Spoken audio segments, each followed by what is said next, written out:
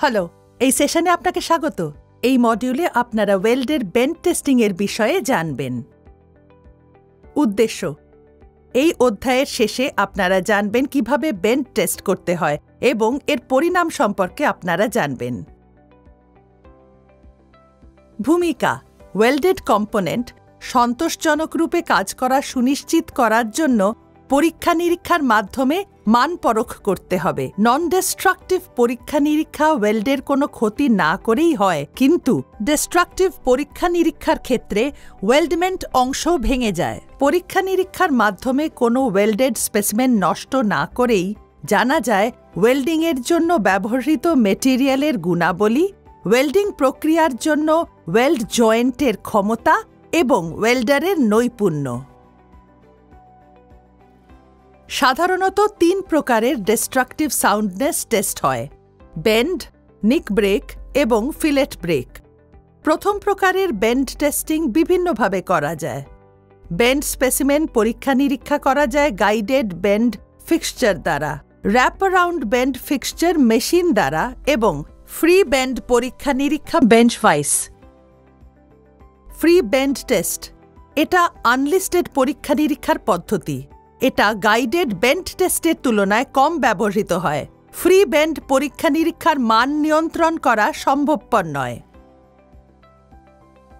সাধারণত প্লাঞ্জার এবং ডাই পদ্ধতি ব্যবহৃত হয়। প্লাঞ্জার এবং ডাইয়ের ব্যাস নির্ধারিত থাকে। বিভিন্ন বৈশিষ্ট্যযুক্ত ইলঙ্গেশন এবং পরীক্ষা নিরীক্ষার পুরুত্বের ভিত্তিতে বিভিন্ন রকমের প্লাঙ্গার এবং ডাইসেট ব্যবহৃত হয়। আমরা প্রায়ই প্রত্যেক ধরনের বেস মেটাল এবং পুরুত্বের জন্য একই প্লাঙ্গার এবং ডাই ব্যবহার করার ভুল করি। গাইডেড বেন্ড টেস্টের প্রক্রিয়া: প্রত্যেক বেন্ডের নমুনার মূল্যায়ন প্রায় একইভাবে হয়। সারফেসের সাথে ওয়েল্ড রিইনফোর্সমেন্ট এবং ব্যাকিং সরিয়ে ফেলতে হবে।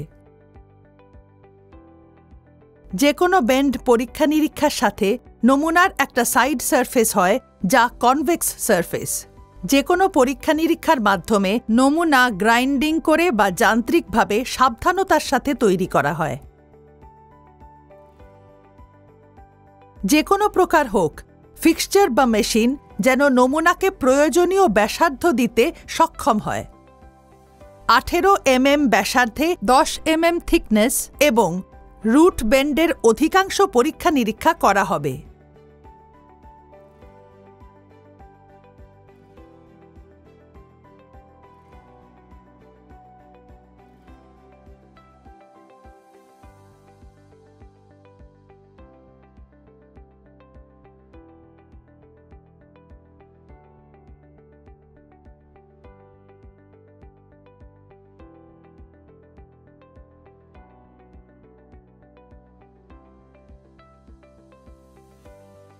নমুনার তত্ত্বানুসন্ধান এবং পরীক্ষা নিরীক্ষার পরিণাম: ফাটল এবং অন্যান্য খুঁতের জন্য বেন্ড ফিক্সচার থেকে নমুনা সরিয়ে লক্ষ্য করতে হবে টেনশন সারফেস, অর্থাৎ ওয়েল্ড মেটাল ও তাপ প্রবাহিত ক্ষেত্রগুলি, এবং প্রত্যেক খুঁতের ধরন, পরিমাণ, পরিধি ইত্যাদি লিখতে হবে।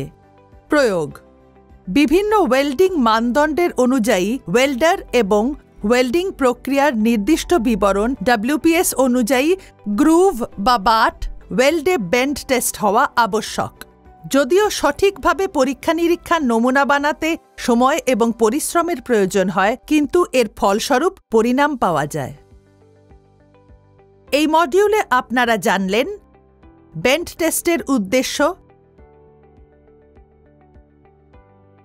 বেন্ড টেস্টের নমুনার প্রকার,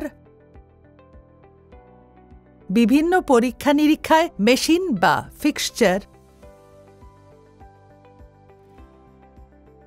আমরা এই সেশন শেষ করতে চলেছি। আশা করি প্রতিটি বিষয় বুঝতে পেরেছেন। পরের অধ্যায়ে আবার দেখা হবে।